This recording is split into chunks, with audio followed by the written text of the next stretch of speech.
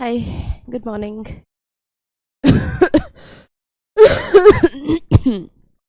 हाय। कैसे हो आप लोग? आपको मेरी आवाज़ आ रही है? आपको मेरी आवाज़ आ रही है?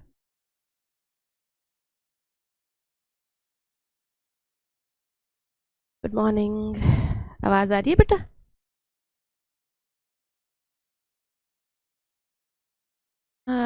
तबीयत मेरी अभी पूरी सही नहीं है, बट मेरे को लगा कि आज हम लोगों को क्लास लेनी चाहिए ताकि एटलीस्ट हम लोग चैप्टर शुरू तो करें। अगर हम लोग चैप्टर नहीं शुरू करेंगे तो फिर ख़त्म कैसे होगा? इतना बड़ा चैप्टर है। तो चाहे हम आज 1 घंटा ही क्लास लें, चाहे आधा घंटा ही क्लास लें, पर हम लोगों को काम करना चाहिए। इतना लंबा गैप नहीं लेना चाहिए। तो मैंने सोचा कि क्लास लेनी चाहिए। ऑडिबल हूँ मैं? ठीक है, रुकमनी। Hello everyone.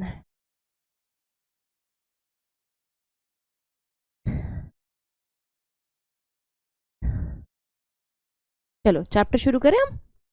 ये बहुत इम्पॉर्टेंट चैप्टर है बेटा, और इसको ख़त्म करने में कम से कम 3-4 दिन लगेंगे। तो अगर हम आज से भी शुरू करेंगे तो भी हफ्ते के एंड तक ख़त्म कर पाएंगे। आओ बात करते हैं मॉलिक्यूलर बेसिस ऑफ इनहेरिटेंस की। इसके ना पार्ट्स बहुत सारे हैं चैप्टर के। एक पार्ट खत्म करते हो दूसरा शुरू हो जाता है, दूसरा खत्म करते हो तीसरा शुरू हो जाता है। तो इसको पार्ट्स में पढ़ना है हमने। ठीक है। अब देखो, जैसे कि तुम देख पा रहे हो, इसकी वेटेज देखो कितनी है चैप्टर्स की। 9 क्वेश्चन, 6 क्वेश्चन, 10 क्वेश्चन। 40 मार्क्स का पेपर इस चैप्टर से आया था। Very unfair. जब आपके पास 38 चैप्टर्स थे तो 40 मार्क्स का पेपर एक चैप्टर से आना बहुत अनफेयर चीज़ है, बट ये सच्चाई है। हमें इस चीज़ का ध्यान रखना है। 2024 में आप कहीं भी 5 से 10 क्वेश्चन एक्सपेक्ट कर सकते हो इसमें। 20 से 40 नंबर का मतलब, जो हमने पहले वो वाला क्वेश्चन किया है हमने, आ, जो हमने पहले जो चैप्टर किया है ना मेंडल वाला, उससे भी इम्पोर्टेंट है ये चैप्टर। ये मान के चलो। तो कोई बात नहीं, अब आप पढ़ोगे मेरे साथ, आपको ये पूरा चैप्टर समझ में आएगा, चिंता मत करो। इसमें कुछ ऐसा है नहीं समझ में आने का। ये मैं तुम्हें वही बता रही हूँ। It has more weightage than first chapter of genetics. It has more weightage than first chapter of genetics. It is lengthier than first chapter of genetics.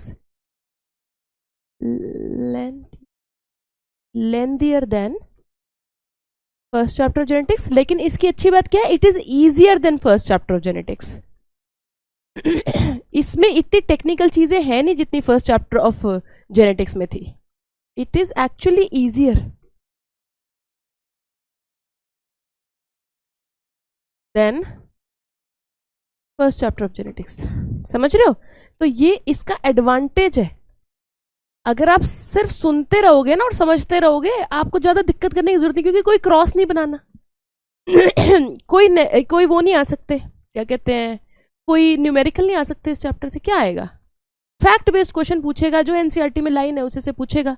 क्या हम एनसीईआरटी की लाइन टू लाइन नहीं रट सकते 40 नंबर के लिए? खा जाएंगे हम एनसीईआरटी 40 नंबर के लिए। तो रटना तो बहुत छोटी बात है। फिजिक्स कैसा लग रहा है आप लोगों को? फिजिक्स आप लोगों ने देखा? नीट विद दस चैनल पे हमने फिजिक्स के क्लास वो किया है।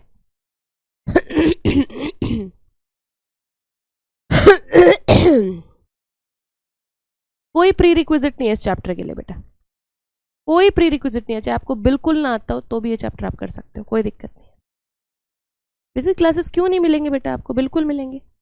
जब एक्सप्रेस बैच को फिजिक्स की क्लास मिल रहा है तो आपको क्यों नहीं मिलेगा? आज आपकी क्लास है 2 से 4। सर आपको बताएंगे कि क्या स्ट्रैटेजी से आप लोग सिलेबस खत्म कर सकते हो फिजिक्स का। ठीक है, टाइम पे। 31 मार्च तक मैंने सर को बोला है कि हमारा बैच है, तो सर ने कहा कि चलो मैं बताता हूँ बच्चों को कि कब तक हम लोग इफेक्टिवली ख़त्म कर पाएंगे।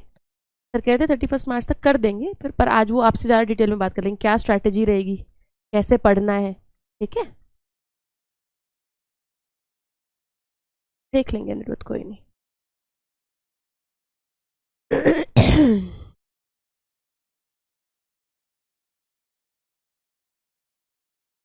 केमिस्ट्री का सरप्राइज है बेटा, देखो जरा, देखते हैं। हो भी सकता है नहीं भी।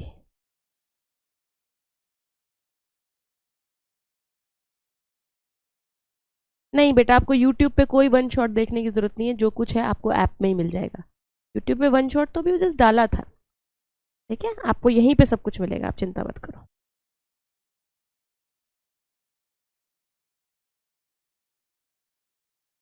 फिजिक्स प्लानर सर देंगे बेटा, एट्थ से ना, सर देंगे फिजिक्स प्लानर, मैं तो नहीं दे पाऊंगी। आओ देखो, इस चैप्टर में ना 2-3 पार्ट्स हैं, तो हमें इसको पार्ट बाय पार्ट करना है। जैसे पहला पार्ट है डीएनए, डीएनए का स्ट्रक्चर, डीएनए की पैकेजिंग,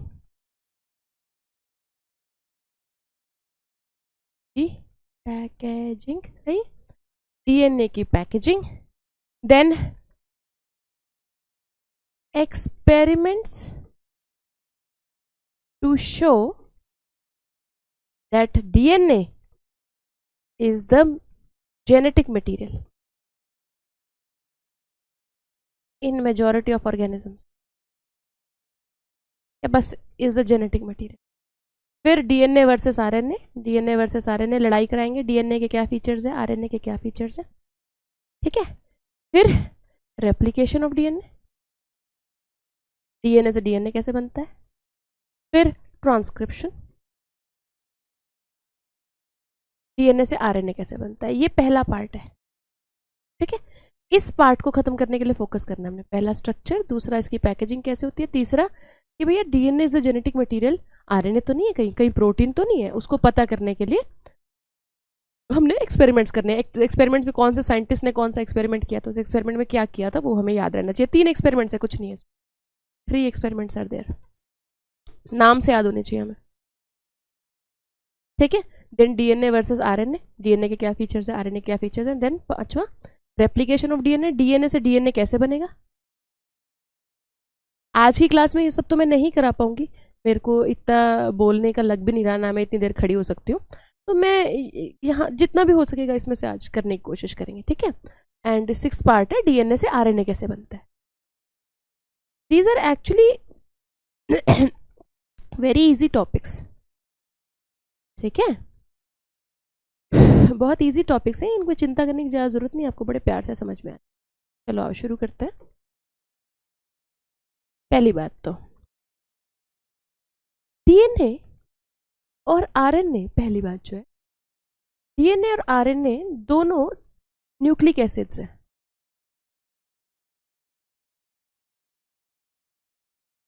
ठीक है, लेकिन डीएनए को श्रेय जाता है जेनेटिक मटेरियल होने का इन majority of organisms, but DNA is the genetic material of majority of organisms. Genetic material क्या हो गया, जो चीज एक ऑफस्प्रिंग से, सॉरी एक पेरेंट से, PARENT पेरेंट लिखना चाहती हूँ मैं, ये पता नहीं क्या लिख दिया, से ऑफस्प्रिंग में जाएगी गैमीट के थ्रू, जो कि ऑफस्प्रिंग के फीचर्स डिसाइड करेगी कि लड़का लंबा होएगा, काला होएगा, या लड़का होगा या लड़की होगी, सारे फीचर्स, बाल कैसे होंगे, है ना, पेरेंट्स से, पेरेंट्स से, मदर और फादर दोनों से बच्चे में जाएंगी। तो ये क्या चीज पास ऑन करता है, ये जनरली डीएनए ही पास करता है मेजॉरिटी ऑफ ऑर्गेनिजम्स में। RNA is just a messenger, RNA is generally a messenger. Messenger का मतलब क्या है, ये डीएनए को हेल्प करता है मेंडेलियन ट्रेट्स में अपने आप को एक्सप्रेस करने के लिए। इसका मतलब क्या है, मेंडेलियन ट्रेट क्या है, जैसे पी प्लांट है, पी प्लांट है, मेंडेलियन कैरेक्टर क्या होएगा, जैसे हाइट हो गई, this is a Mendelian character. जो हम कैरेक्टर की बात करते हैं, जब मेंडल वाला चैप्टर पढ़ा है हमने, कैरेक्टर की जब हम बात करते हैं तो हम हाइट की बात करते हैं, फिर हम बात करते हैं इस कैरेक्टर के आगे ट्रेट्स हो सकते हैं, है ना, ट्रेट्स हो सकते हैं, जैसे टॉल प्लांट हो गया, ड्वार्फ प्लांट हो गया, है ना, ये ट्रेट्स हो सकते हैं। अब डीएनए इस चीज को कैसे वो देगा, करेगा, डीएनए बेसिकली क्या करता है, आरएनए को जनरेट करता है बेटा। आरएनए को मैसेंजर क्यों बोला है हमने? मैसेंजर क्यों बोला है? क्योंकि अरे जोई यार क्या करता है यार, तू बाहर ही चले जा, तूने फाड़ दिया, देख यार ये, भाग जा ऐसे।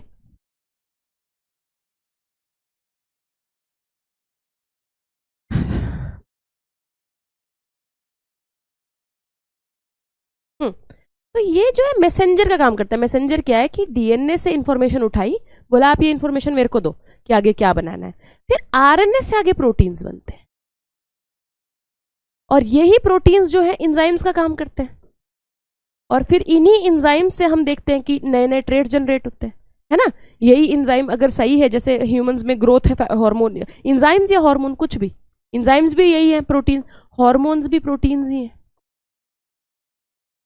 मोस्टली हॉर्मोन्स प्रोटीन्स है, वैसे तो अलग अलग नेचर होता है, केमिकल नेचर होता है हॉर्मोन्स का, लेकिन हॉर्मोन्स प्रोटीन जनरली इंजाइम्स होते हैं, सॉरी हॉर्मोन्स और इंजाइम्स जनरली प्रोटीन्स होते हैं, फिर वो आगे ट्रेट्स में अपने आप को वो करते हैं, एक्सप्रेस करते हैं, है ना। ये मतलब होता है कि RNA is generally a messenger, but RNA is the genetic क्या कहते हैं material for very few organisms, some viruses only. RNA is the genetic material of some viruses, जैसे एचआईवी वायरस। एचआईवी में क्या होता है, आरएनए होता है उसका जेनेटिक मटेरियल, और इस पे दो तीन एग्जांपल्स दिए हूँ, उसमें आई थिंक नीट 2023 में क्वेश्चन आ गया था ट्रू फॉल्स पे, ठीक है, मैं आपको बताती हूँ। आप जहाँ ये वाला वो है ना, properties of a genetic material, आप अपनी बुक में देखो, properties of a genetic material, of genetic material DNA versus RNA, उसमें देखो RNA is the genetic material, for example, of tobacco mosaic virus, QB bacteriophage etc. तो आपने इसको याद रखना है बेटा, टोबैको मोजाइक वायरस एक और एग्जाम्पल, देन QB बैक्टीरियोफाज, ये तीन एग्जाम्पल्स तो आपको याद होने ही चाहिए। ये आई थिंक PYQ है 2023 या 22 का बेटा।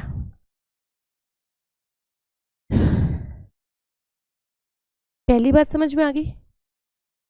पहली बात समझ में आ गई, मैसेंजर क्या होता है, डीएनए जो है मेजोरिटी ऑफ ऑर्गेनिजम्स का जेनेटिक मेकअप है, मटेरियल है, देन आरएनए बहुत एक्सेप्शन है, किसी किसी वायरस में वो जेनेटिक मेकअप मिल जाता है, जैसे कि एचआईवी, जैसे कि टीएमवी, जैसे कि क्यूबी बैक्टीरियोफाज, जिसको नोट कर लो बेटा, ये बहुत इंपॉर्टेंट बातें हैं।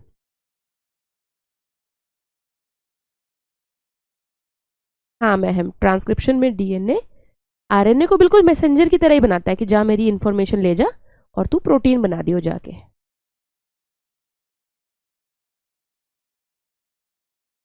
हाँ दीदी, कोशिश तो कर रही हूँ मैं जल्दी जल्दी ठीक होने की बेटा, दवाइयाँ भी ले रही हूँ, गर्म पानी भी पी रही हूँ बेटा। डाउट सेशन जल्दी लूंगी रिया, अभी तो नहीं ले पाऊंगी, जल्दी लूंगी।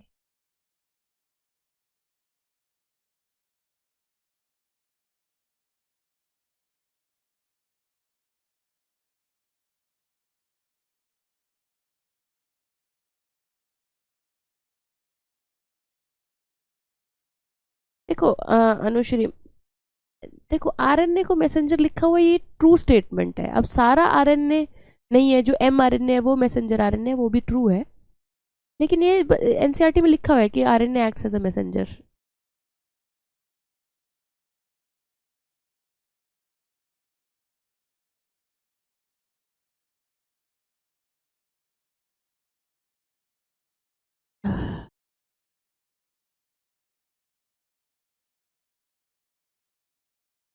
हाँ कॉकरोच पढ़ना है बेटा, फ्रॉग भी पढ़ना है मैथिली। प्यूटेटिव होता है Kashi, something which is 2 minute, मैंने ना एनसीईआरटी में मीनिंग लिखा हुआ है इसका, मेरे को लग रहा था प्यूटेटिव मीनिंग आप लोगों को दिक्कत करेगा, मैंने लिख लिया था, रुक जाओ। Commonly accepted, something which is accepted, putative का मीनिंग ये है।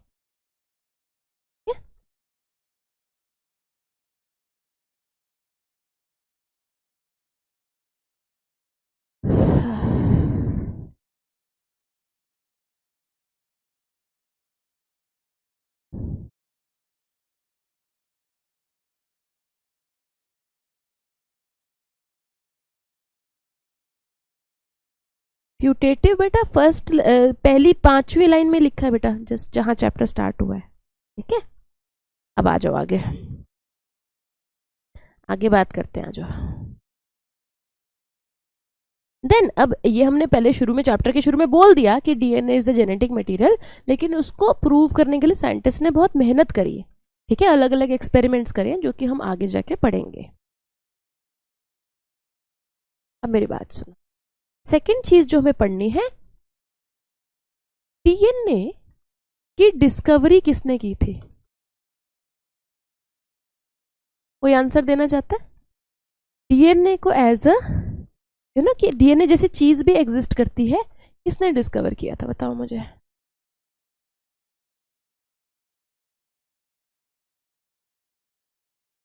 जल्दी बोलो। कल्मिनेट होता है कोई चीज इकट्ठी होना, जैसे नॉलेज कल्मिनेट हो गई। कोई बात नहीं आराध्या, 326 मार्क्स गंदे नहीं है 400 में से, इम्प्रूव हो जाएंगे, चिंता मत कर। यहीं पे आप लोग गलती भी बहुत बहुत सारे बच्चे गलती कर रहे हैं, सिर्फ एक आधे बच्चे का ही ठीक है बेटा। डिस्कवरी डीएनए की एज अ मॉलिक्यूल, फ्रेडरिक, इसका नाम ही फ्राइड है, फ्राइडरिक, जैसे फ्राइड राइस होता है ना वैसे, फ्राइडरिक, MEISCHER, मीचर, ऐसा लगता है फ्राइड मिक्सचर है। फ्रेडरिक मीचर ने किया था इसको 1869 में।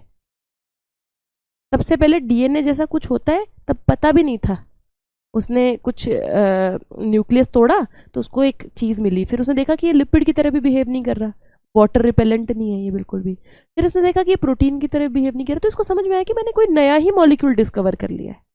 ठीक है, उसने इस टाइम पे डीएनए को डीएनए नहीं बोला, उसने बोला कि ये है, क्योंकि उसने न्यूक्लियस से निकाला था तो इसने उसको न्यूक्लियन बोला,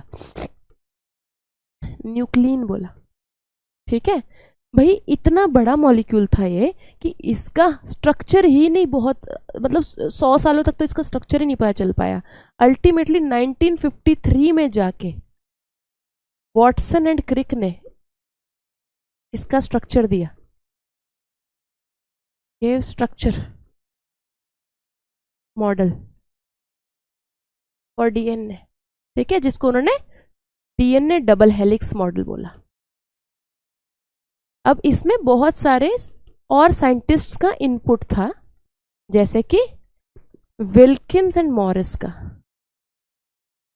क्या नाम है पूरा नाम इनका, विल्किंस एंड मॉरिस का, मॉरिस, सॉरी मॉरिस विल्किंस तो एक ही बंदा है, सॉरी, विल्किंस एंड फ्रैंकलिन का, हमेशा गलत बोलती हूँ मैं ये, Morris Wilkins and Rosalind Franklin, Franklin का इनका योगदान था। क्या योगदान था? इन्होंने कुछ एक्सरे डिफ्रैक्शन डेटा निकाला, डिफ्रैक्शन डेटा निकाला, उस डेटा की हेल्प से, इसकी हेल्प से इन्होंने ये मॉडल दिया। ठीक है, तो जब इनको नोबेल प्राइज मिला तो इन दोनों को भी नोबेल प्राइज मिला और इनको भी नोबेल प्राइज मिला। ठीक है, इसकी हेल्प से, प्लस एरविन चार्जाफ ने भी इनको हेल्प किया। एरविन चार्जाफ, जिन्होंने चार्जाफ रूल दिए थे,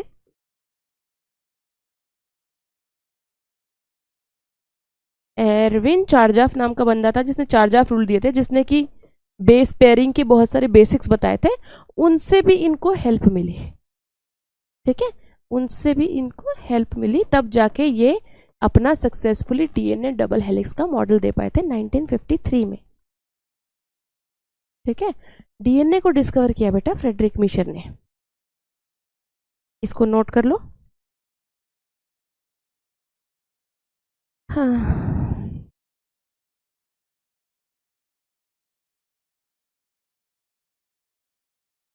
साथ साथ में नोट किया करो बेटा, साथ साथ में नोट किया करो।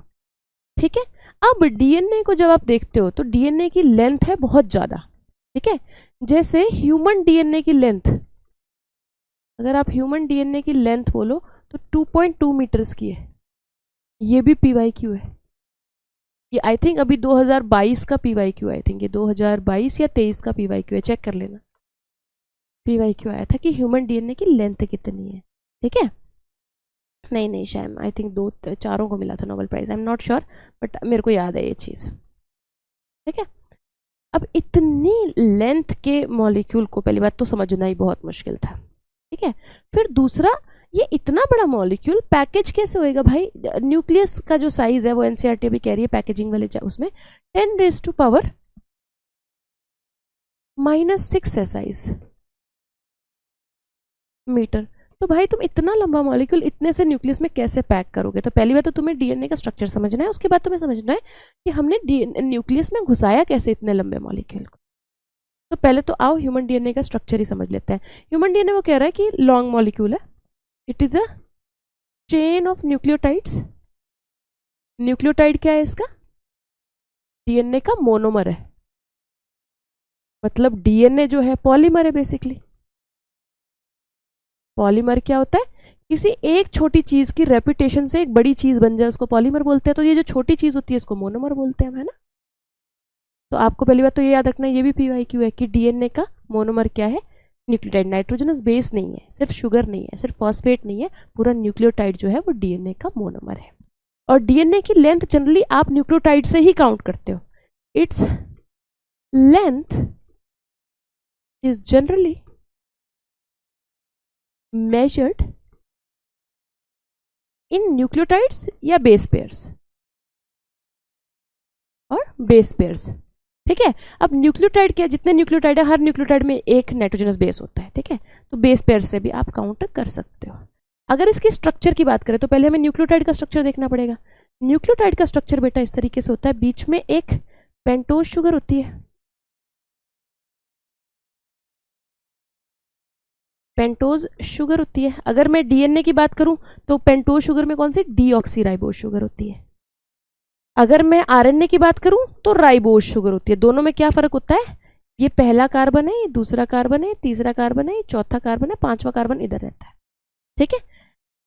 दूसरे कार्बन पे डीऑक्सी हो जाता है, मतलब राइबोज में यहाँ पे OH होता है और डीऑक्सीराइबोज में सेकंड कार्बन की टांग टूट जाती है, डीऑक्सी हो जाता है, O हटाना पड़ता है और यहाँ पे सिर्फ H रह जाता है, यहाँ पे सिर्फ H रह जाता है। तो इसलिए इसको डीऑक्सीराइबोज। तो ये भी नीट का क्वेश्चन है कि राइबोज और डीऑक्सीराइबोज में कौन से कार्बन पे OH का फर्क होता है? सेकंड कार्बन पे फर्क होता है, ठीक है। एक साइड से डीएनए में OH नहीं होता, H होता है, आरएनए में OH होता है, ठीक है। तभी तो उसका नाम डीऑक्सीराइबोज शुगर है, राइबोज में O होता है, ठीक है। देन फर्स्ट कार्बन पे जो OH होता है ना, वो हटके यहां पे नाइट्रोजनस बेस लग जाता है, नाइट्रोजनस बेस लग जाता है। नाइट्रोजनस बेस कोई भी हो सकता है, प्यूरिन या pyrimidine, ठीक है। तो पहला जो स्ट्रक्चर ये जो बना है नाइट्रोजनस बेस प्लस शुगर, इसको हम बोलते हैं न्यूक्लियोसाइड। ये भी नीट का क्वेश्चन है कि न्यूक्लियोसाइड क्या होता है? पीवाईक्यू है ये। इट इज वन शुगर, ठीक है, प्लस वन नाइट्रोजनस बेस। फिर क्या होता है? इसके फिफ्थ कार्बन पे फॉस्फेट ग्रुप लग जाता है, ठीक है। इसके फिफ्थ कार्बन पे फॉस्फेट ग्रुप लग जाता है। इस तरीके से जब ये लग जाता है तो ये पूरा स्ट्रक्चर इसको बोलते हैं न्यूक्लियोटाइड। तो आपने याद रखना, न्यूक्लियोटाइड से जब आप फॉस्फेट साइड कर देते हो तो न्यूक्लियोसाइड बच जाता है।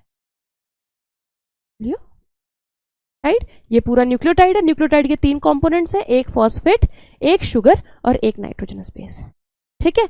अगर आप फॉस्फेट साइड कर दोगे तो जो बचेगा वो न्यूक्लियोसाइड रहेगा। अब आपको कुछ बातें और याद रखनी, जैसे कि नाइट्रोजनस बेस हमेशा पहले कार्बन पे लगता है और फॉस्फेट हमेशा 5वें कार्बन पे लगता है। फिर आपको बॉन्ड याद रखना है, ये बॉन्ड है ग्लाइकोसिडिक बॉन्ड बेटा। अजीब लगता है आपको ग्लाइकोसिडिक बॉन्ड यहाँ क्या कर रहा है, तो कार्बोहाइड्रेट्स में होना चाहिए, पर ये शुगर तो कार्बोहाइड्रेट ही है ना बेटा, तो इसलिए ये यहाँ पे ग्लाइकोसिडिक बॉन्ड बना रही है। देन ये वाला जो बॉन्ड होता है ये होता है फॉस्फोएस्टर बॉन्ड, फॉस्फोएस्टर बॉन्ड। ये फॉस्फोडाइएस्टर क्यों नहीं बोला? ये अभी एक बॉन्ड है बेटा, ठीक है। एस्टर बॉन्ड होता है अल्कोहल और एसिड के बीच में। यहाँ पे कार्बन का ना OH ग्रुप होता है, यहाँ पे OH ग्रुप होता है इसका, और यहाँ पे ये एसिड है, फॉस्फोरिक एसिड से हम काम करते हैं, फॉस्फोरिक एसिड से। तो एसिड और अल्कोहल के बीच में जो है एस्टर बॉन्ड बनता है, ठीक है, क्योंकि एसिड फॉस्फोरिक एसिड है इसलिए फॉस्फोएस्टर बॉन्ड बनता है, ठीक है। तो ये बेसिक सा आपका न्यूक्लियोटाइड बन गया। बन गया न्यूक्लियोटाइड? जल्दी बोलो।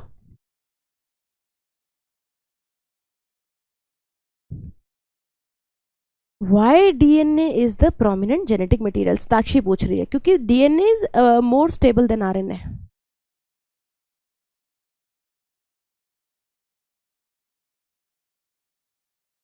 नोट करेंगे इसको जल्दी से।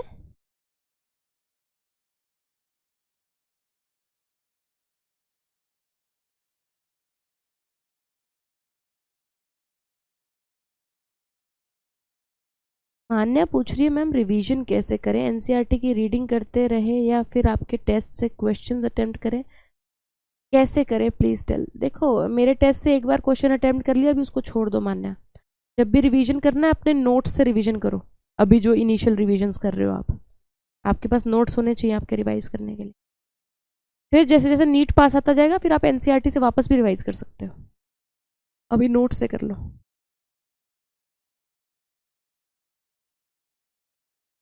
नाइट्रोजनस बेस को साइड नहीं करना काजल, कहीं तुम शुगर और फॉस्फेट को जोड़ के बोलो न्यूक्लियोसाइड हो गया क्योंकि हमने नाइट्रोजनस बेस को साइड कर दिया, नहीं। Nucleoside Anupriya is nothing but sugar plus nitrogenous base. Gauri पूछ रही है where to find the DPPs of this chapter on app. Gauri जो भी आप चैप्टर क्लिक करोगे ना, जैसे आपका कोर्स है वहां पे चैप्टर का नाम आ रहा है, आप चैप्टर को क्लिक करोगे ना, वहीं उस चैप्टर के नीचे आपको चैप्टर के नोट्स मिलते हैं, वहीं पे आपको डीपीपीज मिल जाती है।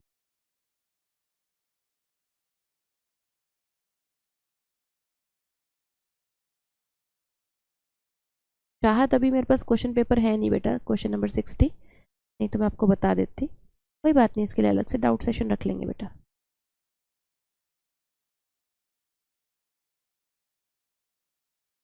बेस पेयर 2 न्यूक्लियोटाइड से बनेगा क्योंकि हर न्यूक्लियोटाइड के पास एक नाइट्रोजनस बेस है, तो वो एक्चुअली सामने होता है ना बेस पेयर।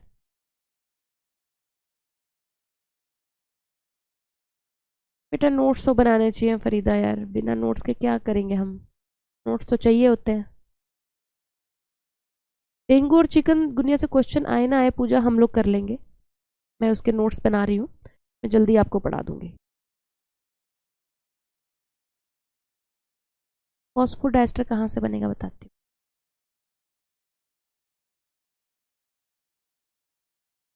कोशिश करूंगी बेटा इसको 3-4 दिन में खत्म कर दें चैप्टर यूविका को। आगे चलो बेटा। हाँ लास्ट ईयर वाला क्वेश्चन पेपर भी करवा दूंगी मैं, आप पढ़ लो, सब करवा दूंगी मैं आपको। आप हमेशा करते ही हैं हम लास्ट ईयर वाले क्वेश्चन पेपर, तो हम हमेशा साथ में ही करते हैं, है ना।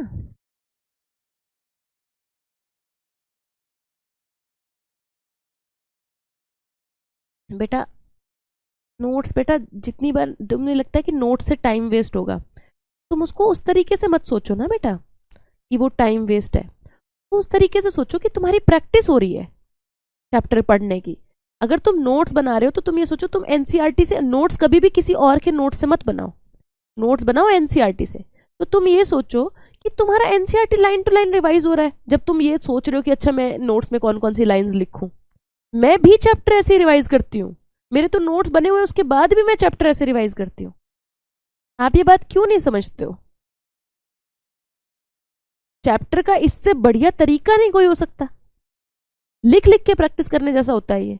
आपका टाइम वेस्ट नहीं हो रहा, नोट्स बनाने में आपका टाइम वेस्ट नहीं हो रहा, आपको चैप्टर लर्न हो रहा है बेटा।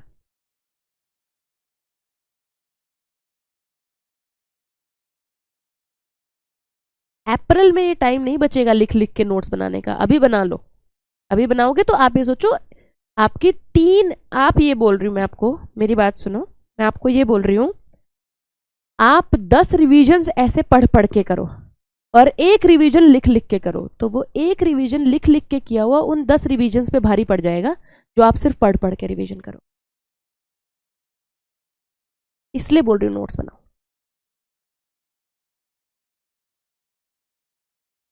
ठीक है। अब मेरी बात सुनो आगे। ये एक न्यूक्लियोटाइड आ गया, जैसे कि अब मैंने एक न्यूक्लियोटाइड ऐसे रखा, नाइट्रोजनस बेस, फिर दूसरा न्यूक्लियोटाइड मैंने ऐसे रखा, अभी मैं फॉस्फेट बना रही हूँ, जो बच्चे सोच रहे हैं फॉस्फेट कहाँ गया, फिर मैंने तीसरा न्यूक्लियोटाइड ऐसे रखा, सबके फर्स्ट कार्बन पे नाइट्रोजनस बेस लगा दिए, है ना। ये मैंने क्या बनाया अभी, ये तो न्यूक्लियोसाइड है अभी, बेसिकली न्यूक्लियोसाइड है। फिर 5वें कार्बन पे मैंने फॉस्फेट लगा दिया, 5वें कार्बन पे मैंने फॉस्फेट लगा दिया, 5वें कार्बन पे मैंने फॉस्फेट लगा दिया। ठीक है, ये दूसरा कार्बन, ये तीसरा कार्बन, ये चौथा है ना, दूसरा तीसरा चौथा, दूसरा तीसरा चौथा। ठीक है, अब हमें इनको जोड़ना है। तो हमें इनको जोड़ना कैसे होता है बेटा, ये फॉस्फेट इसके तीसरे कार्बन पे लाइन मारता है, कहता है कि एक और फॉस्फोएस्टर बॉन्ड हम बना लेते हैं, और यहाँ से एक और फॉस्फोएस्टर बॉन्ड ऐसे बन जाता है। ये भी नीट का क्वेश्चन आ सकता है कि इसके 5वें कार्बन पे लगा होता है फॉस्फेट, और जिससे ये आगे पकड़ता है इसको, ये इसके तीसरे कार्बन पे पकड़ता है। इन दोनों को मिला के हम बोलते हैं, ये वाला और ये वाला फॉस्फोडाइस्टर बोलते हैं, क्योंकि 2 फॉस्फोएस्टर बॉन्ड हो गए, फॉस्फोडाइस्टर बॉन्ड। ये भी PYQ है कि ये कैरेक्टरिस्टिक बॉन्ड होता है न्यूक्लिक एसिड का,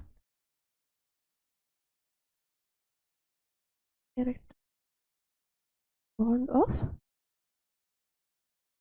न्यूक्लिक एसिड। ठीक है, सिमिलरली इस केस पे ऐसे लगा दिया। तो बेसिकली अब हमारे पास ऐसा कुछ आ गया कि ये हमारी बैकबोन बन गई बेटा DNA की ना, ये हमारी बैकबोन बन गई, ये हमारी बैकबोन है DNA की। बैकबोन किस चीज की बनी हुई है, sugar phosphate sugar phosphate sugar. ठीक है, बैकबोन किस चीज की है, शुगर प्लस फॉस्फेट की बैकबोन, प्लस जो बैकबोन से बाहर है चीज वो है nitrogenous bases projecting inwards. Inwards क्यों बोल रहे हैं हम इसको, क्योंकि यही सेम चीज यहाँ पे अब एक और चेन आएगी। एक्चुअली DNA 2 चेन से बना हुआ है। ठीक है, तो अंदर की तरफ आपके नाइट्रोजनस बेसिस इस तरीके से प्रोजेक्टेड होंगे। ठीक है, लेकिन ये चेन उल्टी होगी ऐसे, इसका O देखो ऊपर है ना, इसका नीचे है,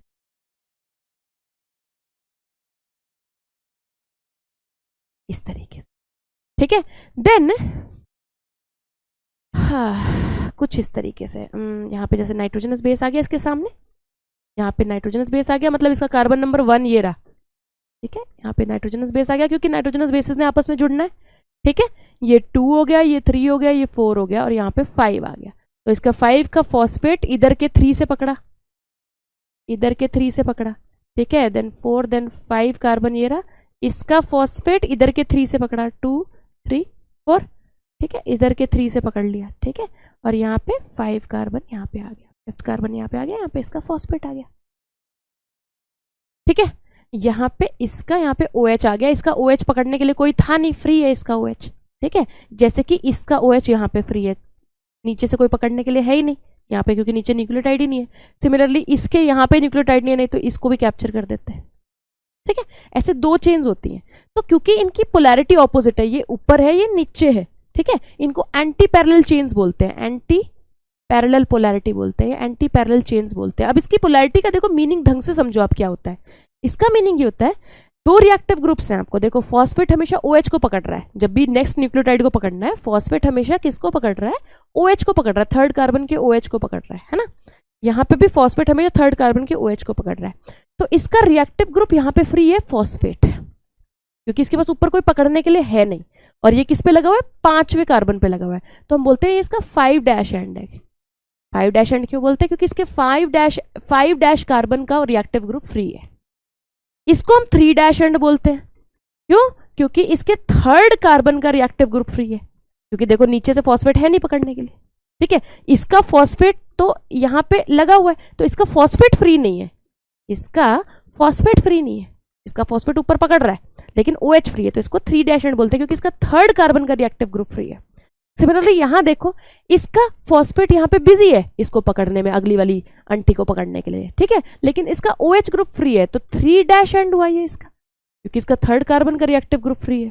और यहाँ पे देखो इसका फॉस्फेट बेल्ला घूम रहा है, क्योंकि आगे कोई पकड़ने के लिए है नहीं, तो इसका 5th कार्बन का रिएक्टिव ग्रुप फ्री है, 5' एंड। तो इसका 5 इधर है, इसका 5 इधर है, इसका 3 इधर है, इसका 3 इधर है।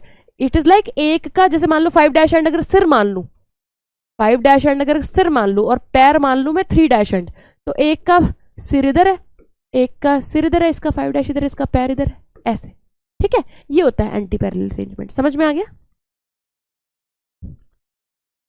मैं आपको टाइम दूंगी बेटा इसको समझने के लिए, आप कॉपी में बनाओगे साथ साथ, तभी मैं आगे चलूंगी। योविका चिंता मत करो आप। Characteristic bond of carbohydrate glycosidic है, ठीक है, DNA का फॉस्फोडाइस्टर है, ठीक है मैथिली सही कह रहे हो। मैं आपको टाइम दूंगी समझने के लिए, आप चिंता ना करो। जैसे जैसे मैं बनाते जा रही हूँ आप सामने सामने बनाओ। और जब नाइट्रोजनस बेसेस आपस में जुड़ते हैं तो ये हाइड्रोजन बॉन्ड से जुड़ते हैं बेटा, ऐसे हाइड्रोजन बॉन्ड से जुड़ते हैं। तो दो चेन्स जो जुड़ती हैं वो बीच में हाइड्रोजन बॉन्ड से जुड़ती है। जो बैकबोन जुड़ती है वो फॉस्फोडाइस्टर बॉन्ड से जुड़ती है। जो ये नाइट्रोजनस बेस से जुड़ता है ये ग्लाइकोसिडिक बॉन्ड से जुड़ता है, ये ग्लाइकोसिडिक बॉन्ड है। नाइट्रोजनस बेस हमेशा अंदर की तरफ प्रोजेक्ट करते हैं 90 डिग्री पे। ये बैकबोन है, ये भी बैकबोन है बेटा, है ना, ये भी बैकबोन है। तो बैकबोन से अंदर की तरफ 90 डिग्री पे प्रोजेक्ट करते हैं। हाँ तिवारी, आपका कमेंट विजिबल है। अब इसको बनाओ बेटा, आराम से आराम से बनाओ। यौविका, तुम्हें ये न्यूक्लियोटाइड बनाना आ गया बेटा? है, आपको न्यूक्लियोटाइड बनाना आ गया, ये बनाना आ गया सबको? जल्दी बोलो बच्चों।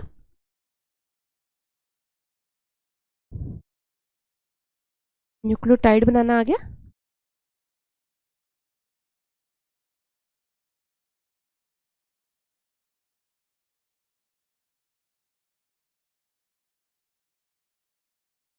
आ गया ना? अब देखो, मैंने आपको ये ज्यादा कॉम्प्लेक्स इस तरीके से नहीं बताया। जैसे 3' कार्बन पे OH होता है, मैंने पहले नहीं बताया क्योंकि फिर और कॉम्प्लेक्स हो जाता है। ये हम चीज उसमें बायोमोलिक्यूल्स में और डिटेल में पढ़ेंगे। देन इस कार्बन पे कौन कौन से ग्रुप होते हैं मैंने ये नहीं बताया, OH होता है, क्या होता है, क्या क्या होता है। ठीक है, फिर फॉस्फेट आगे कैसे उस OH को पकड़ लेता है, ये सब नहीं मैंने बताया। मैंने बिल्कुल बेसिक रखा है। ये जो किस पे क्या होता है ये हम बायोमोलिक्यूल्स में कर लेंगे, कोई दिक्कत नहीं है। ठीक है, एंटी पैरेलल का मतलब ये है कि इसका 5' कार्बन का रिएक्टिव ग्रुप फ्री है और इसके सामने वाले का 3' कार्बन का रिएक्टिव ग्रुप फ्री है। ये मतलब एंटी पैरेलल। इसका 3' एंड का रिएक्टिव ग्रुप फ्री है और इसका 5' एंड का रिएक्टिव ग्रुप फ्री है। इसको बनाओ बेटा, हाथ से बनाओ, अपने अपने कॉपी में बनाओ।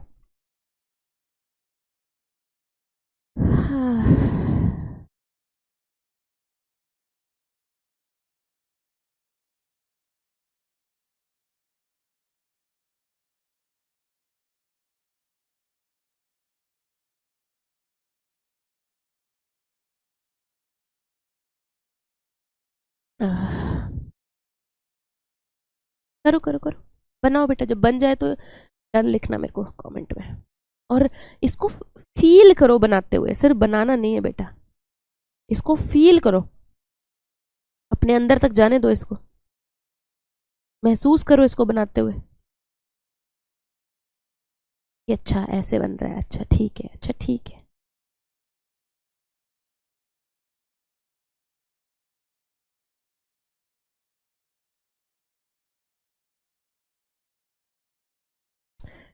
डेंगू चिकनगुनिया में बता दूंगी अदिति, जहां पे पढ़ाऊंगी, यूट्यूब पे पढ़ाऊंगी, ऐप पे पढ़ाऊंगी, जहां पे पढ़ाऊंगी बता दूंगी बेटा। अगर मान लो यूट्यूब पे भी पढ़ाती हूँ तो आपको 1 दिन पहले, 2 दिन पहले या उस दिन मैं बता दूंगी कि बेटा मैंने वहां पे किया है, आप वहां से भी कंप्लीट करो जाके, और उसका टेस्ट लूंगी फिर ऐप पे मैं।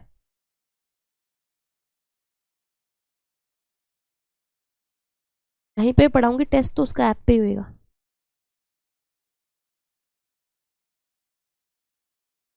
लिख लिख के प्रैक्टिस करो प्रांजलि, रिवीजन लिख लिख के रिवीजन करो बेटा। एनसीईआरटी जितना लिखोगे उतनी याद होगी। पूरी एनसीईआरटी नहीं लिखनी, कोशिश करो नोट्स बनाने की इंपॉर्टेंट पॉइंट्स की। हाँ इनफ है बेटा, मेरे बनाए हुए टेस्ट और PYQs और MTG मोर देन इनफ है स्वाति। आप इतना बेटा सिंसियरली कर लो, है ना, बहुत अच्छे नंबर स्कोर करोगे आप लोग।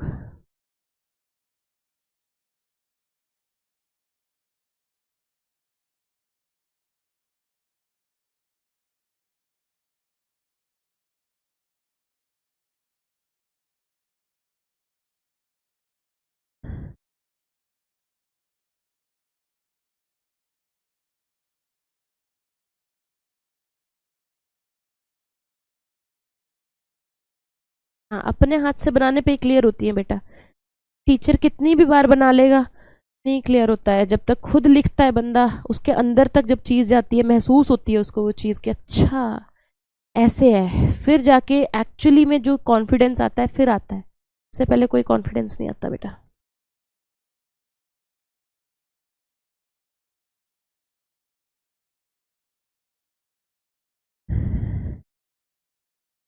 ठीक है, ये तो हो गया, हमने डबल स्टैंडर्ड वो बना लिया।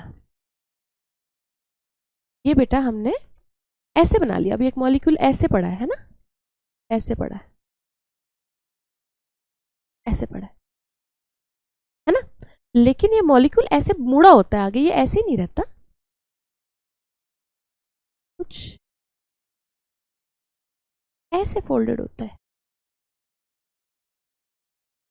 5 1 2 3 5, ठीक है, ऐसे फोल्डेड होता है। और इसको हम बोलते हैं, ये डीएनए हमेशा राइट हैंडेड हेलिक्स में फोल्डेड होता है। लिखो इसको बेटा, राइट हैंडेड हेलिक्स में फोल्डेड होता है, हमेशा राइट हैंडेड हेलिक्स में फोल्डेड होता है। ठीक है, और इसको हम एक लूप बोलते हैं। ये दो लूप्स नहीं है, यहां से यहां तक एक लूप है, ये एक टर्न है, एक टर्न ऑफ डीएनए। इसमें 10 ये होते हैं, 10 का मतलब हर एक पे 2 नाइट्रोजनस बेसेस हैं, हर सीडी पे एक नाइट्रोजनस बेस, यहाँ एक, यहाँ एक, यहाँ एक, यहाँ एक, यहाँ। ठीक है, तो 10 सीढ़ियां हैं, इसका मतलब 10 पेयर्स ऑफ नाइट्रोजनस बेस होते हैं, इक्वल टू 20 नाइट्रोजनस बेसेस होते हैं यहाँ पे। हर लूप में 20 नाइट्रोजनस बेसेस होते हैं। एक लूप की, जब हम यहाँ पे बेसिकली बीडीएनए की बात करें, जितनी बात करते हैं हम बीडीएनए की बात करते हैं, बीडीएनए हमारा मोस्ट कॉमनली फाउंड डीएनए होता है। ठीक है, तो उसका जो लेंथ होता है यहाँ पे 3.4 nm होता है बेटा। इसे हम पिच ऑफ डीएनए भी कहते हैं। ये पीवाईक्यू है, पुराना क्वेश्चन आया हुआ है कि पिच ऑफ डीएनए कितना होता है। तुम्हें लगता होगा कि मैम कितना सारा इन्फॉर्मेशन है, ये भी पीवाईक्यू है, ये भी पीवाईक्यू है, मुझे कैसे पता चलेगा क्या इंपॉर्टेंट है क्या नहीं है। बेटा जब हम अपनी एनसीईआरटी पढ़ोगे ना, मेरे को भी ऐसा लगता था जब मेरे टीचर मेरे को पढ़ाते थे कि कुछ भी बोल देते हैं, ये भी पीवाईक्यू है, ये भी पीवाईक्यू है, मुझे कैसे पता चलेगा कि ये कहाँ से आ रहे हैं। बेटा आप अपनी एनसीईआरटी में पढ़ो, ये लाइन बाय लाइन एनसीईआरटी पढ़ा रही हूँ मैं आपको। बस मेरे पास इतना अभी टाइम नहीं है कि मैं एनसीईआरटी खोल के लाइन बाय लाइन आपको पढ़ाऊँ। मैं ये चीज़ चाहती हूँ, आप लोगों से मैं एक्सपेक्ट करती हूँ कि जब मैं बैठती हूँ ना, कि आप लोग नोट करोगे तो आप साथ में एनसीईआरटी एक बार देखते रहो कि अच्छा ये रहा ये रहा ये रहा ये रहा। बिल्कुल लाइन बाय लाइन एनसीईआरटी पढ़ा रही हूँ मैं आपको। एनसीईआरटी से बाहर कुछ नहीं आएगा, और एनसीईआरटी से ही पीवाईक्यूज है। अनइक्विवोकल होता है ओनकर, जिसको कि अब क्वेश्चन ना किया जा सके। तो आपने साथ साथ एनसीईआरटी पढ़ने की कोशिश करनी है, यही अच्छे बच्चों की निशानी होती है। ठीक है, कि वो टीचर का, अगर हमें क्रैश कोर्स में अपना चैप्टर खत्म करना है, मान लो हमें एनसीईआरटी नहीं भी पढ़ने का टाइम मिल रहा, लेकिन एनसीईआरटी ही तो पढ़ रहे हैं हम यहाँ पे, तो बच्चा साथ में एनसीईआरटी लेके बैठे, अपना डायग्राम बनाए, बना के जो 2 मिनट 1 मिनट जो भी मिल रहा, 30 सेकंड मिल रहा है, उसमें एनसीईआरटी को अंडरलाइन करके पढ़ ले। ठीक है, नाउ ये इसको पिच ऑफ डीएनए बोलते हैं। ठीक है, जितना ये लेंथ है, अगर ये 10 में 3.4 nm है, ठीक है, पिच जो है 3.4 nm है। अब इसके ना दो वो हैं, यूनिट्स हैं। एनएम को एंगस्ट्रॉन्ग में भी लिख सकता है, 34 एंगस्ट्रॉन्ग। एंगस्ट्रॉन्ग छोटी यूनिट होती है, ठीक है, लेकिन जो क्वेश्चन आता है नीट में वो एनएम पे आता है, ये भी आपको पता होना चाहिए। ठीक है, तो दो के बीच का स्पेस कितना है, दो जैसे ये मान लो ऐसे है, इनके दो के बीच का स्पेस कितना है, तो ये डिवाइडेड बाय 10 कर देंगे हम। 3.4 divided by 10 equal to 0.34 nm, या फिर 3.4 एंगस्ट्रॉम। ये बेसिकली आपको बेसिक सी बात पता होनी चाहिए डबल हेलिक्स की, और कुछ इससे ज़्यादा कुछ ज़्यादा नहीं पता होना चाहिए। और ये जो इनके बीच में जो डिस्टेंस है ना, इनके बीच में ऑलमोस्ट सेम ही रहता है, ये और ये यहाँ से ये सेम ही है, ऑलमोस्ट इक्वल डिस्टेंस पे रहते हैं।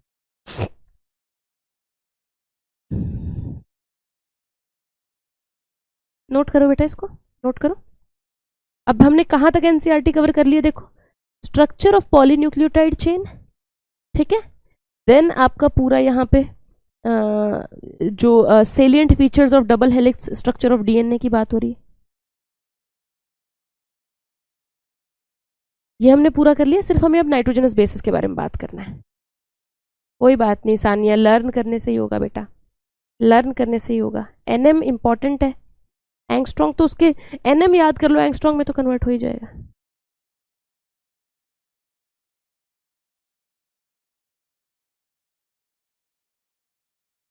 एंगल भी अगर आप करना चाहते हो शिफा, क्योंकि यहाँ से यहाँ तक 360 डिग्री घूम जाता है, पूरा 360 डिग्री का एंगल होता है, इसलिए दो के बीच में अगर आप एंगल करना चाहते हो तो वो 36 डिग्री का रहेगा। हालांकि हाँ, वैसे एंगल भी पता होना चाहिए। पिच कुछ नहीं है बेटा शाजिया, ये एक लूप है डी-DNA का, दिस इज वन लूप। इस लूप का लेंथ क्या है, यही पिच है 3.4 nm, यही पिच है बेटा और कुछ नहीं, लेंथ ऑफ वन लूप।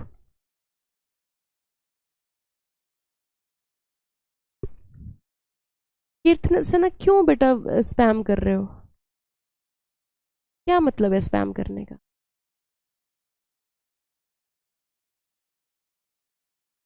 मेरे को नहीं रखना रिवीजन टारगेट, आप अपने रिवीजन टारगेट खुद रखो।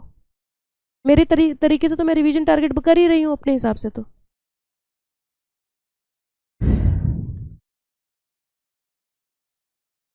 नीट के फॉर्म के लिए बेटा वीडियोस बनाऊंगी हेमंत, समझ में आ गया?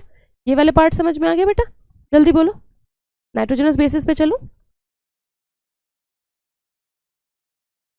न्यूमेरिकल्स बेटा इस पे नहीं आएंगे, न्यूमेरिकल्स अगले वाले पार्ट पे आएंगे, न्यूमेरिकल्स अगले वाले पार्ट पे आएंगे जो मैं अभी आपको चार्ज-ऑफ रूल कराऊंगी।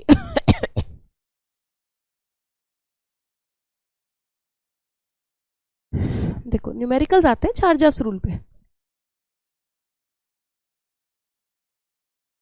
चार्ज-ऑफ रूल्स क्या होते हैं देखो, पहले चार्ज-ऑफ रूल्स पढ़ने से पहले हम नाइट्रोजनस बेसिस पढ़ लेते हैं ना। नाइट्रोजनस बेसिस ना दो प्रकार के होते हैं, प्यूरीन्स एंड पिरिमिडीन्स।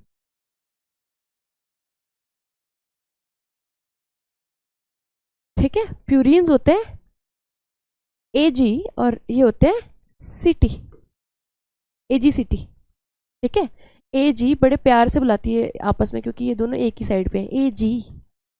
ठीक है, एडेनिन, गुआनिन, थायमिन। थायमिन की स्पेलिंग देखो, and please remember this is something else. Thiamine is vitamin B1। ठीक है, साइटोसिन। एडेनिन हमेशा, जैसे मान लो यहाँ पे एडेनिन है एक चेन पे, तो ये हमेशा आगे इसके थायमिन से ही पेयर करता है सेकंड चेन पे। ठीक है, और इसमें हमेशा दो हाइड्रोजन बॉन्ड्स होते हैं। क्या ये PYQ है? हाँ जी। और गुआनिन हमेशा साइटोसिन में 3 बॉन्ड से पेयर करता है। क्या ये PYQ है? हाँ जी। ये चार्ज-ऑफ रूल नहीं है, ये बेसिक अंडरस्टैंडिंग है जो आपको पता होना चाहिए। RNA में क्या होता है? RNA में क्या होता है? प्यूरीन तो सेम रहता है, पिरिमिडीन में थोड़ा चेंज आ जाता है। यहाँ पे Ag तो सेम रहता है और यहाँ पे C भी सेम रहता है, T नहीं होता है, U होता है यहाँ पे, तो ये उससे डबल बॉन्ड से करता है। हालांकि ये बहुत रेयर है क्योंकि RNA डबल स्टैंडर्ड ही बहुत रेयर होता है, RNA जनरली सिंगल स्टैंडर्ड ही होता है, लेकिन in case RNA double standard है तो ये वाली चीज होगी। थायमिन कुछ नहीं बेटा, मॉडिफाइड है। Thymine is nothing but 5 methyl uracil, एक मिथाइल ग्रुप लग गया यूरासिल पे। तो एक्चुअली RNA जो है वो DNA से पहले आया था, तो पहले यूरासिल बना था पहले, but uracil was not very stable, it was unstable. तो नेचर ने उसको मॉडिफाई करके 5 मिथाइल यूरासिल बना दिया विच वाज स्टेबल। तो DNA is actually more stable, and in fact जो आपका राइबोज है it is less stable then deoxyribose. अगर मैं RNA और DNA को कंपेयर करूं ना, अगर स्टेबिलिटी में कंपेयर करूं ना, लिख लो इसको, DNA वर्सेस RNA, तो इट इज मोर स्टेबल। क्यों? Deoxyribose is more stable than ribose, and 5-methyl uracil is more stable than uracil।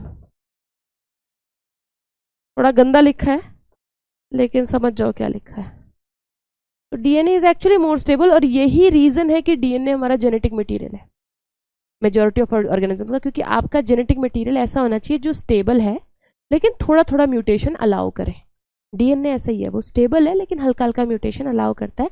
RNA इतना अनस्टेबल है, बहुत ज़्यादा म्यूटेशन होता है उसमें, तो जेनेटिक मटेरियल में इतना म्यूटेशन नहीं होना चाहिए।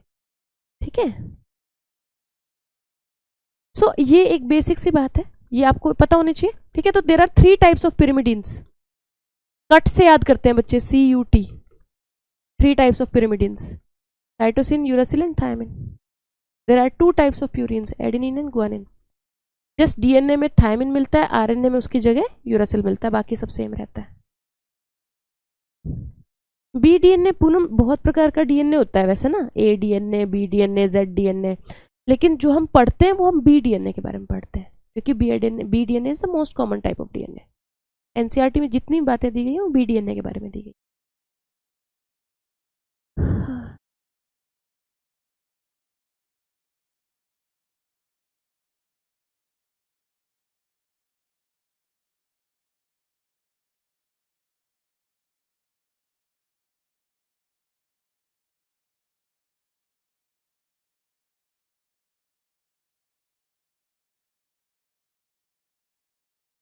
कर लेना नीट का फॉर्म फिल कलेश, थोड़ा पढ़ के करना, थोड़ा आराम से करना, बहुत फास्ट फिल करने की ज़रूरत नहीं है। महीना है आपके पास फॉर्म फिल करने के लिए, पढ़ के अच्छे से रिसर्च करके फिर करना बेटा।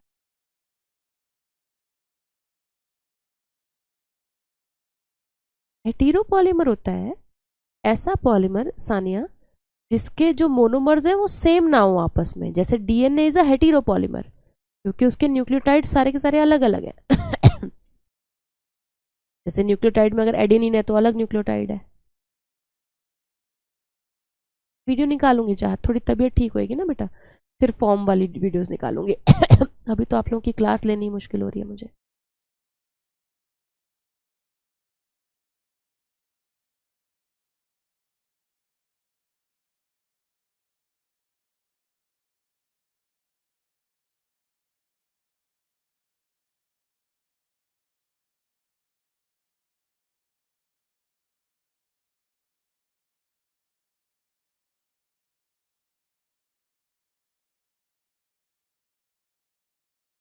सेकंड वाला ठीक से दिख नहीं रहा, मैंने लिखा है 5 methyl uracil is more stable than uracil. कदम गंदा लिखा है, आई नो,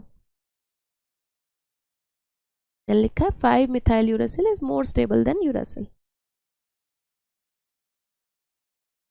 देखो कैसे हमें पता चला कि डीएनए जो है हेटेरोपॉलीमर है, मुझे कैसे पता चला? देखो नाइट्रोजनस बेसिस 5 प्रकार के हैं, है ना, 5 टाइप के हैं, जैसे कि एडेनिन, मतलब बेसिकली 5 नाइट्रोजनस बेसिस है, 5 टाइप नहीं बोलना चाहिए, 5 बोलना चाहिए। 2 टाइप के हैं, प्यूरिन और पिरिमिडिन, उसमें फिर 5 है आगे, गुआनिन, साइटोसिन, थायमिन, यूरासिल। जब इनका न्यूक्लियोसाइड बनाते हैं तो ये कैसे न्यूक्लियोसाइड बनता है इनका? अब कौन सी शुगर से बन रहा है ये भी बात है, अगर राइबोस शुगर से बन रहा है तो इसका बन जाएगा एडिनोसिन, अगर डीऑक्सी राइबोस शुगर से बन रहा है तो बनेगा डीऑक्सी एडिनोसिन, उससे कोई बात नहीं, बस वो डीऑक्सी लगा दो तो सेम ही बात हो गई, है ना, एडिनोसिन। तो मैं अब एक ही लिख रही हूँ, उसके आगे डीऑक्सी लगा लोगे तो मतलब डीऑक्सी शुगर से बन रहा है ना। गुआनोसिन, ठीक है, न्यूक्लियोसाइड है तो सीन सीन साइड और सीन सेम सेम सा है, लेकिन इसका आप साइटोसिन का साइटोसिन तो नहीं लिख सकते, तो आपको कुछ चेंज करना पड़ेगा, तो साइटिडीन। अब इसका डीन है तो इसका भी डीन है, क्योंकि ये तीनों पिरिमिडीन है तो ये तीनों डीन डीन वाले आएंगे, है ना, नाम भी डीन पिरिमिडीन है तो कुछ डीन डीन वाला ही बनेगा आगे। Thymidine, uridine. आपको न्यूक्लियोसाइड्स के नाम याद होने चाहिए। फिर अगर आपको न्यूक्लियोटाइड बना लिया आपने, फॉस्फेट भी लगा लिया, तो कैसे नाम चेंज होंगे? Adenylic acid. देखो ये तो आसान है, क्योंकि इसमें आपने यू ऐड फॉस्फोरिक एसिड ना, फॉस्फोरिक एसिड आपने ऐड किया तभी न्यूक्लियोटाइड बना। Adenylic acid, guanylic acid, cytidylic acid, thymidylic acid. जब मेरे टीचर गंदे लिखते थे ना, जब मैं छोटी थी, मुझे इतना गंदा लगता था कि भाई तुम ऐसे क्यों लिखते हो यार, तुम्हें पता है ना बच्चों को पहले ही नहीं समझ में आ रहा, तब भी तुम गंदा लिखते हो। और अब मैं खुद भी गंदा ही लिखती हूँ। यूरिडाइलिक एसिड, ठीक है, ये बनेंगे। अब देखो अलग अलग प्रकार के न्यूक्लियोटाइड है ना जिससे डीएनए बन रहा है, अलग अलग प्रकार के न्यूक्लियोटाइड है ना जिससे डीएनए बन रहा है। एक ही न्यूक्लियोटाइड से तो नहीं बन रहा, इसलिए डीएनए इज अ हेटेरोपॉलीमर। देखो कितने प्रकार के न्यूक्लियोटाइड है, डीएनए इज अ हेटेरोपॉलीमर।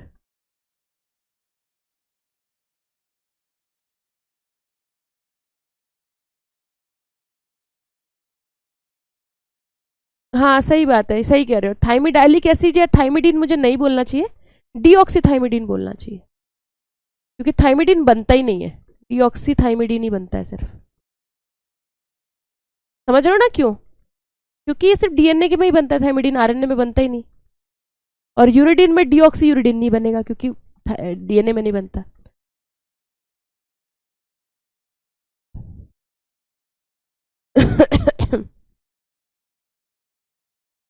हाँ शिफा सही कह रही हो बेटा।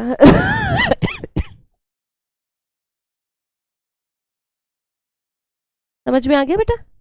ये अपने को नाम याद होने चाहिए, ये है ना, नाम याद होने चाहिए।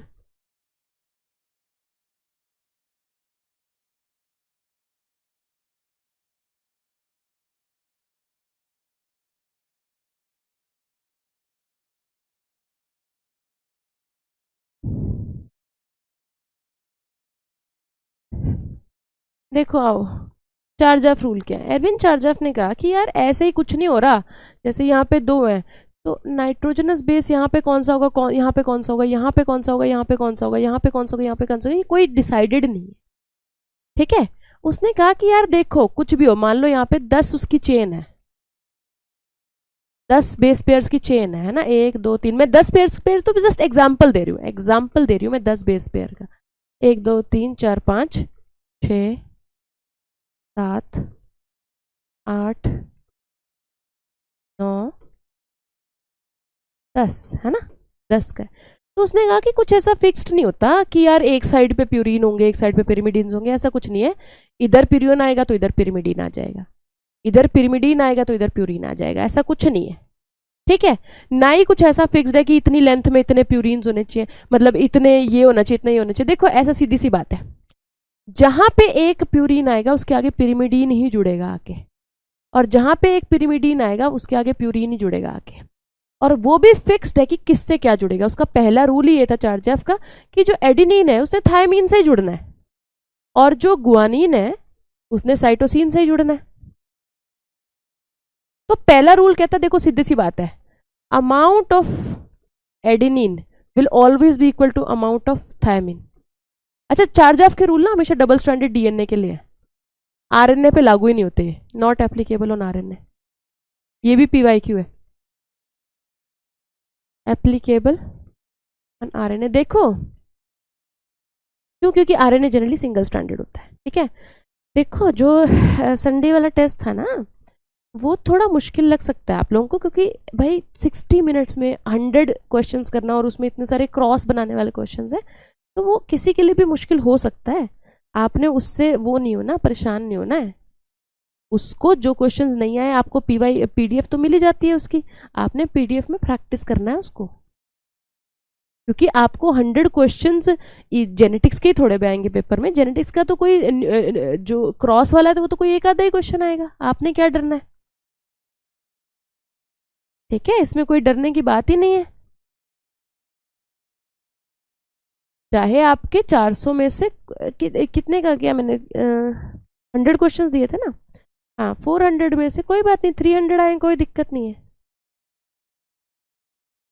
कोई दिक्कत नहीं है, इम्प्रूव हो जाएगा। उससे ये नहीं सोचना कि क्वेश्चन चैप्टर नहीं आता, चैप्टर आता है, आपको प्रैक्टिस करने की जरूरत है। चैप्टर पे डाउट नहीं करना, प्रैक्टिस और करनी है। कोई बात नहीं, मैं इसका वो भी ले लूंगी, डाउट सेशन भी ले लूंगी, डरने की जरूरत नहीं है बेटा।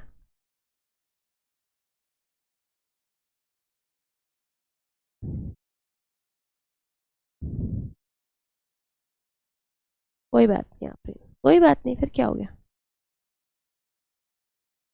कोई नहीं। 250 आए तो भी कोई बात नहीं, 260 आए कोई बात नहीं,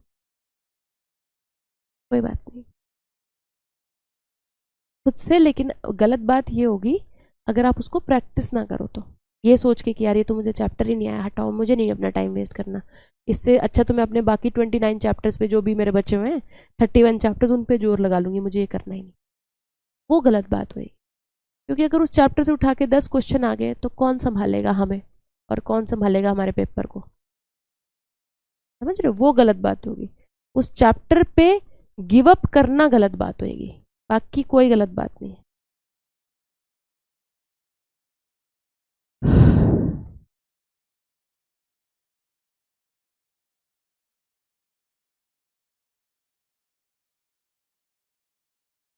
ठीक है, चलो बेटा मैं ज़्यादा देर नहीं पढ़ा पाऊंगी, मेरी बात सुनो। ये लास्ट चीज़ पढ़ेंगे आज जो हम पढ़ेंगे, फिर कल ही पढ़ा पाऊंगी मैं, इतना ही बोल पाऊंगी मैं। ठीक है, इसको ध्यान से सुनो, इधर सुनो। तो पहली बात तो उसने कहा कि amount of adenine equal to amount of thymine होगा, क्योंकि भैया जहां पे भी एडेनिन आ गया, मान लो यहाँ एडेनिन आ गया तो इधर तो थायमिन आना ही है। मान लो यहाँ एडेनिन आ गया, यहाँ पे थायमिन आना ही है, यहाँ पे एडेनिन आ गया, यहाँ पे थायमिन आना ही है। तो जितना एडेनिन होगा उसको जोड़ने के लिए, उसको आगे मीट करने के लिए थायमिन तो चाहिए ना उतना। देन उसने कहा कि जितना अमाउंट ऑफ ग्वानिन होगा वही equal to amount of cytosine होगा।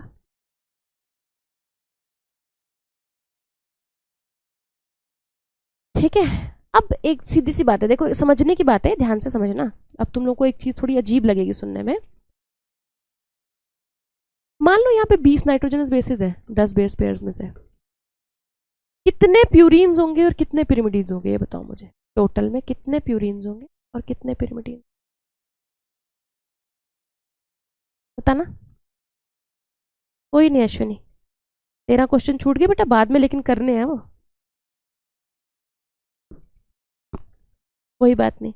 70 सही हुए ना 100 में से, अच्छे हैं, कोई दिक्कत नहीं है अश्विनी।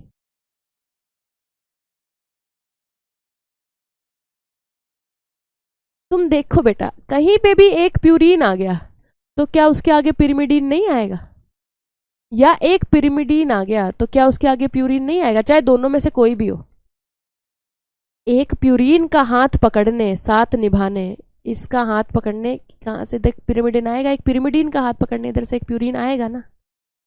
तो ये फिक्स्ड है कि नाइट्रोजनस बेसिस 20 है तो उसमें से 10 प्यूरीन तो है और 10 पिरिमिडीन है। यही पहला रूल है चार्जाफ का, पहला रूल यही है, amount of adenine will always be equal to thymine, guanine will be equal to cytosine, and amount of total purines will always be equal to amount of total pyrimidines।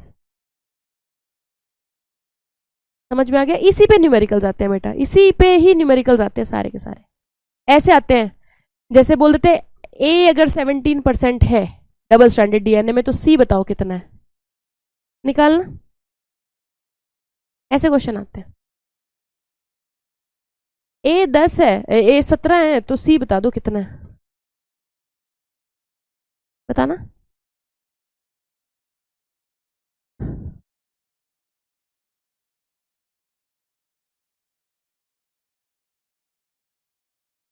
जल्दी बेटा, जल्दी जल्दी जल्दी। देखो इतने इजी क्वेश्चन में बच्चे गलती कर जाते हैं, कॉन्सेप्ट नहीं सही है ना, इसलिए गलती करते हैं। देखो बेटा याद रखो, प्यूरीन हमेशा 50% है और पिरिमिडीन हमेशा, प्यूरीन हमेशा 50 है, पिरिमिडीन हमेशा 50 है। पहले तो ये तो कर लो, ए अगर 17 है, ए अगर 17 है तो जी कितना हुआ, 50 में से माइनस करो ना, 33 हो गया। 33 + 17 है 50 ही होएगा। तो अब यहाँ तो सिंपल ही है, टी है, जितना ए है उतना ही टी है, जितना जी है उतना ही सी है। समझ रहे हो? इस तरीके से क्वेश्चन आते हैं। अब दूसरे बच्चों को, कुछ बच्चों को ये लग सकता है कि यार ये और ये हमेशा इक्वल नहीं होने चाहिए, क्या ऐसा नहीं होना चाहिए कि तू जितना होता है, ऐसा नहीं होता बेटा। चार्जाफ ने अपना सेकंड रूल ये दिया है। सेकंड रूल क्या है? A will never be equal to G, T will never be equal to C. ऐसा नहीं है कि तुम बस 25 कर लोगे कि 50 हम टोटल है 50%, 25% मैं 25% तू, ऐसा नहीं होता है। ये हमेशा अपना अपना रेशियो लेके चलेंगे और ये ऑर्गेनिज्म टू ऑर्गेनिज्म में वेरी करता है कि ए का कितना रेशियो और जी का कितना है, 50 में से कितना पार्ट है। तो एक्चुअली में this upon this is never 1, it is never 1। मतलब तू अगर 25 25 25 25 होता फिर तो ये 1 होता नहीं. It is, but it is constant for a species.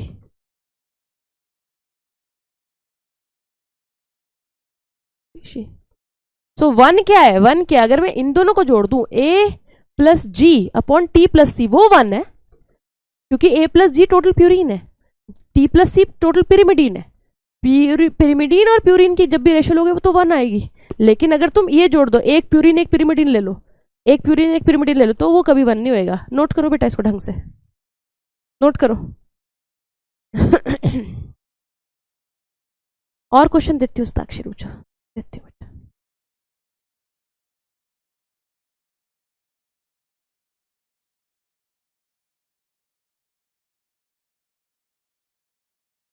नहीं बेटा, प्यूरिन जो प्यूरिन प्यूरिन आपस में कभी इक्वल नहीं होंगे काशी, जब तक क्वेश्चन में ही ना दिया हो तब तक नहीं होंगे. ये आपके बायोमोलिक्यूल्स वाले में दिया हुआ है, ये चार्ज ऑफ रूल. मीनाक्षी एक बार अपना बायोमोलिक्यूल वाला पार्ट भी पढ़ लेना बेटा, बायोमोलिक्यूल जो डीएनए वाला पार्ट है वहां से भी निपटा लो. समझ में आ गया, बोलो. समझ में आ गया बेटा, बोलो.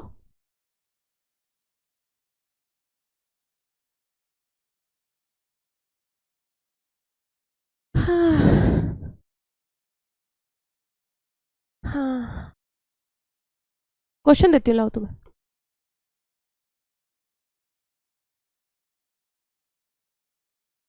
इन a single stranded RNA guanine is equal to 28%. Thymine का परसेंटेज क्या होगा, निकालो.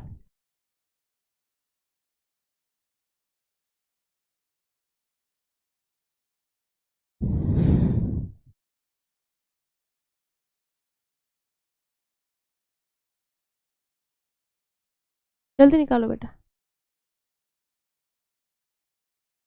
आ रहे हैं स्वाति, आपके मैसेज आ रहे हैं बेटा.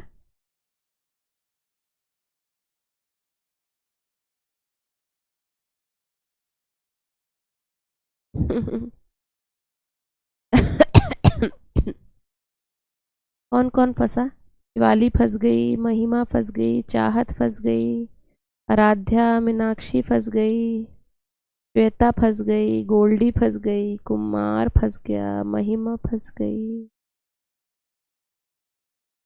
और कौन कौन फंसा है जल्दी बताओ. कृति फंस गई, संजना, रिचिका फंस गई, एमआरएक्स फंस गया, पूजा, गायत्री, ऋतु, संजना, अनुप्रिया, दिशा. अब तो बच्चे गलत आंसर लिखने लगे हैं सिर्फ अपना नाम बुलवाने के लिए. Charge of rule is not applicable for RNA. जब भी आरएनए वर्ड आ गया चार्ज ऑफ रूल नहीं लगेगा. तो इसका आंसर आएगा कैन नॉट बी प्रिडिक्टेड. नहीं बता सकते. अर्श तो गंदे से ही फंस गया. 32 10 बार 32 कॉपी पेस्ट कर रहा है.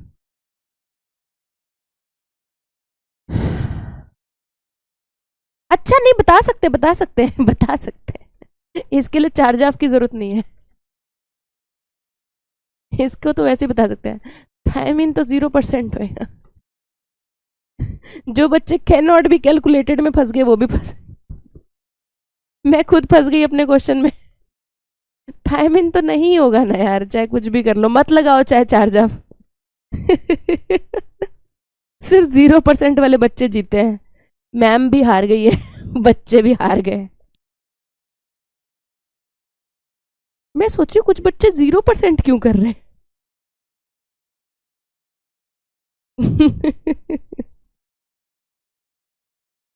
क्यों 0, क्योंकि थायमिन होता ही नहीं ना आरएनए में, वो तो 100% 0 ही है उसका आंसर.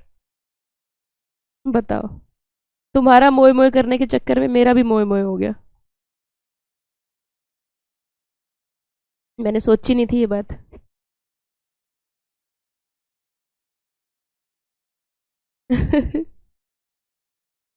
बहुत कम बच्चों ने 0% लिखा था, कुछ ने लिखा था बीच में।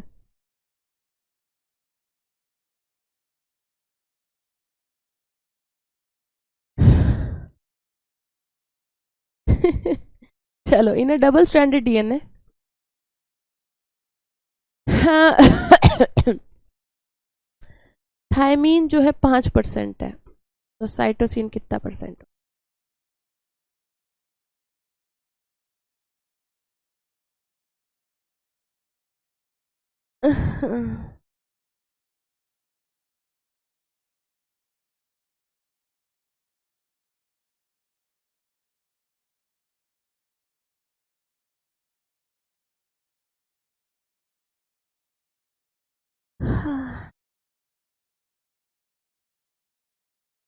बताओ बताओ बेटा, इजी है ना? ये तो बिल्कुल इजी है बेटा।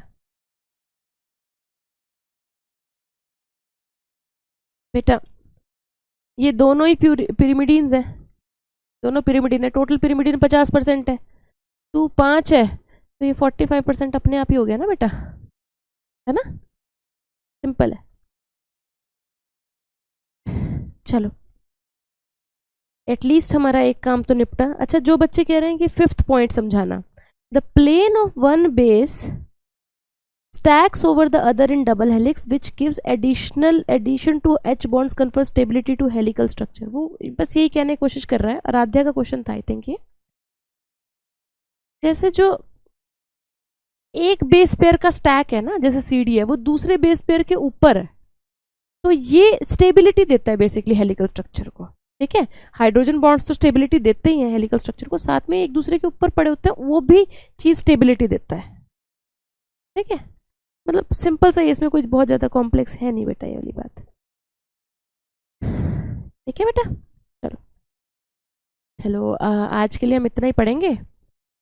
आज मैं इतना ही पढ़ा पा रही हूँ भी आप लोगों को। ठीक है, तो कल से हम कोशिश करूँगी, कल तक मैं और ठीक हो जाऊँगी तो पैकेजिंग भी कर लें, देन मैं कोशिश करूँगी रेप्लिकेशन भी कर लें, देन हम ट्रांसक्रिप्शन भी कर लें, एटलीस्ट इतना हम लोग पार्ट कर लें।